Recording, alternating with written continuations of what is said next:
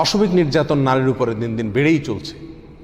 অনেক ভাই জানতে চান যে ধর্ষণের সাজা কোরআন এবং সুন্নায় কি বলা আছে, ইসলামে কি বলা আছে। আমরা ইসলামকে স্বাভাবিক অবস্থায় নিজের গায়ে মাখাতে না চাইলেও যখন আর কোনো উপায় থাকে না, দেয়ালে পিঠ থেকে যায়, তখন অনেক সময় ইসলামকে আমরা স্মরণ করি, মনে করি যে ইসলামী বিচার থাকলে বোধহয় এ ধর্ষণ টর্ষণ ঠেকানো যাবে। কারণ সৌদি আরবে কোরআনের আইন, সুন্নার আইন প্রচলিত আছে।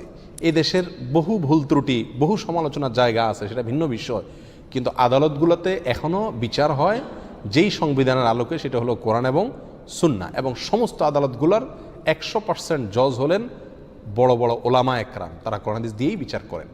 আর এই বিচারের কারণে এই দেশে ধর্ষণ সারা পৃথিবীর যেই কোনো দেশের চাইতে প্রতি বছর সবচাইতে কম হয়।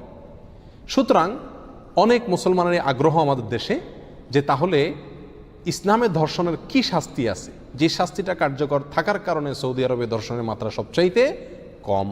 প্রিয় ভাইরা আমার, ইসলামে ধর্ষণের যে শাস্তি, সেটা সাধারণ জেনার যে শাস্তি আছে সেই শাস্তির সাথে আরো প্লাস হবে কোনো কোনো ক্ষেত্রে।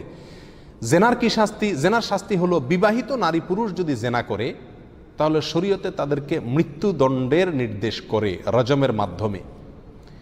আর যদি জেনাকারী ব্যক্তি নারী এবং পুরুষ তারা যদি বিবাহিত বা বিবাহিতা না হয় তাহলে সেক্ষেত্রে তাদেরকে 100 বেত্রাঘাত করার শাস্তি ইসলামে রয়েছে। এবং সেই শাস্তি, জেনার যে শাস্তি, সে সম্পর্কে আল্লাহ বলেছেন ওয়ালিয়াশহাদ আযাবাহুমা তাইফাতুম মিনাল মুমিনিন, মুমিনদের একটা দল এই শাস্তি দেখবে, তাদের সামনে শাস্তি দেওয়া হবে যাতে অন্যরা সবাই সোজা হয়ে যায়, এখান থেকে শিক্ষা গ্রহণ করে, ভয় পায়। তো এটা হলো জেনার শাস্তি। যদি কেউ ধর্ষণ করে তাহলে এই শাস্তি কার্যকর হবে, প্লাস যোগ হবে ধর্ষণ করার সময় যদি সে ওই নারীকে অপহরণ করে থাকে এবং কোনো অবিচার করে থাকে, সেখানে ডাকাতি করে থাকে, অস্ত্র প্রদর্শন করে থাকে, এ ধরনের কোনো কিছু যুক্ত করে থাকে, তাহলে এটা ফাসাদ ফিল আরদ এর অন্তর্ভুক্ত। আর ফাসাদ ফিল আরদের শাস্তি কি?